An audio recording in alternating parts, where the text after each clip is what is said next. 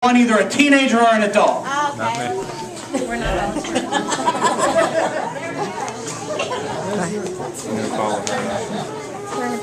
All right. Very good. And what is your name? Ariel.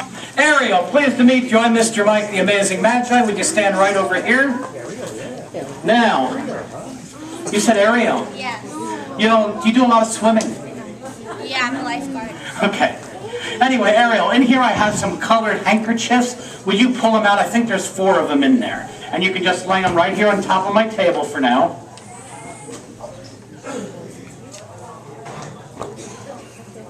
And now, Ariel, I'm so glad you volunteered because this is the part where we test your Bible knowledge. Aren't you so glad you volunteered? Yes. But the good news is, if you watch these game shows, you can ask a friend. If I ask you a question and you don't know the answer, we'll ask the audience for some help, okay? Now, I want you to think. There are many creation stories in the Bible. A lot of people don't realize that, but there are more than 2. But right now I'd like to talk about the 2 main creation stories found in the Bible. What book of the Bible are those 2 creation stories found? Hint, it's the first book. Genesis. There we go! Give her a great big hand. That's right, it's in Genesis. Now, what I want you to do, Ariel, is pick out any of those colored handkerchiefs, pick one out, hold it up real high, and now this is where the audience has to use their imagination. We're talking about creation. So in the creation story, what could the color green represent? A tree. Grass, that's right. Go ahead, throw that in there, Ariel. Now pick up another color. Okay, we have orange in the creation story. What could orange represent? Oranges. Oranges, that's good. Anybody else have another one? The sun, that's right. Go ahead and put that there. Okay, hold that one up real high. Now twirl it around a little bit. All right, very good. You know what, Ariel? It has nothing to do with the trick. I just wanted to see if you do it. Okay, just hold it up high. There you go. Now, we have the color blue. In the creation story, what could the color blue represent? The sky or the Water. the water. There you go. Put that in there. Okay. And last but not least, we have the color black. Again, we're talking about the creation story. What could black represent? Okay, night. There we go. Go ahead and throw that in there. Now, I have a next Bible question for you, Ariel. Okay. In the Bible story of creation, it tells us that every time there was a creative act, God either said or thought something, a very short phrase. Do you know what that was? Do we need to call a friend? Yeah. Who in this congregation do you think we should ask? Because you get to pick. Pastor Tom. I said no pastors allowed.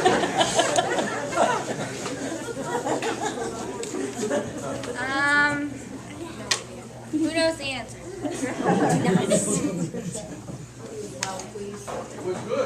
There we go. Well pleased, or it was good. Now I want you to remember that again.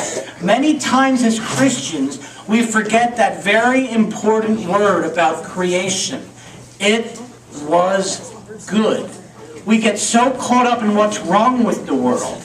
We forget that when God created everything, it was good. Now, I have another question for you. This time it's not a Bible question. This is an older movie, but you may have seen it, you may not have. Have you ever seen the movie The Lion King? Yeah. Okay, do you remember the lion's name? Simba? Simba. In the movie The Lion King, there's a song in the movie called The Circle of Life. Anybody remember that song? You know, The Circle of Life? Well, the Bible tells us, even though they don't call it the circle of life, that's what the Bible basically explains life is. Earlier today, I was in my other role, of course, as pastor, and I had a funeral. And I got to talk about the cycle of life. But life really is a cycle or a circle. There's a beginning and then there's an end. And then God gives us other promises and gifts when this earthly cycle comes to an end. But there is a circle. And I used to watch The Lion King with my granddaughter all the time while I was doing stuff. But anyway, there's one more Bible question for you. Okay? When God created humanity, men and women, He said that we were to have what over the earth?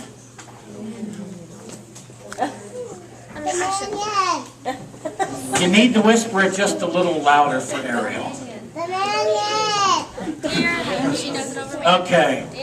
Dominion. Now, I don't like the word dominion.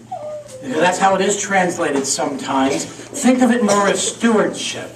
God created a wonderful creation that God said was good, and then God said God's greatest creation, was entrusted to care for it. Because everything in creation is connected. For instance, I assume if somebody gave you a glass of really yucky, dirty, muddy water, you would not want to drink it, right?